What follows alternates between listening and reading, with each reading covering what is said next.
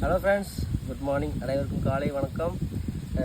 நேற்று பார்த்தீங்கன்னா இந்தியாவில் வந்து ஜிஎஸ்டி 2.0 வந்து அறிமுகப்படுத்தியிருக்காங்க. அதே மாதிரி அமெரிக்கா வந்து இந்தியாவுக்கு H1B விசாவுக்கு கிட்டத்தட்ட $1,00,000 வந்து அங்கே உள்ள நிறுவனங்களுக்கு என்ன பண்ணியிருக்காங்க, வரி விதிச்சிருக்காங்க.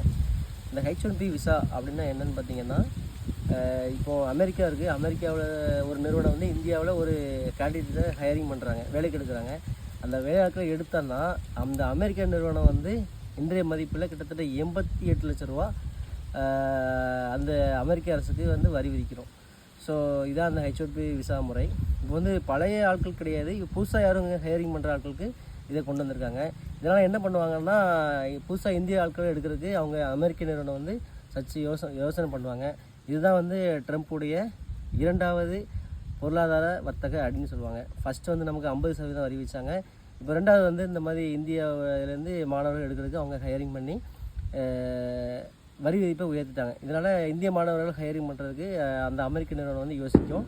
இதனால் இந்திய மாணவர்கள் வந்து பாதிப்பாங்க. இது அவருடைய 2வது டார்கெட்டு. ஆனால் நம்ம இந்தியாவை பொறுத்த வரைக்கும் நம்ம அடிப்பணியக்கூடாது. ஃபார் எக்ஸாம்பிள் ஏன்னு சொல்கிறோன்னா, சைனீஸ் வந்து அமெரிக்காவோட பல வர்த்தக பொருளை வந்து இந்த மாதிரி அமெரிக்கா வரி விதிச்சாங்க. சைனீஸ் எல்லாத்தையும் எதிர்கொண்டு இன்றைக்கி சைனீஸோட பொருளாதார மதிப்பு எவ்வளோ பார்த்திங்கன்னா கிட்டத்தட்ட 19 ட்ரில்லியன். அதே மாதிரி அமெரிக்காவோட ட்ரில்லியன் வந்து கிட்டத்தட்ட 22 ட்ரில்லியன். ஆனால் இந்தியாவோட பொருளாதார மதிப்பு பார்த்திங்கன்னா கிட்டத்தட்ட 4 நம்ம இந்தியா நாடு வல்லரசாகனா எதிர்த்து போராடினால் மட்டுமே முடியும். ஸோ நாம் என்னடா பணமெல்லாம் வச்சுருக்கிறோம், உலக அரசியல் பேச நினைக்காங்க. நம்ம பணமும் விதைக்கணும், உலக அரசியலும் தெரிஞ்சுக்கணும். ஸோ பிடிச்ச லைக்ஸ் பண்ணுங்கள், கமெண்ட்ஸ் பண்ணுங்கள், கண்டிப்பாக ஷேர் பண்ணுங்கள். நன்றி, வணக்கம்.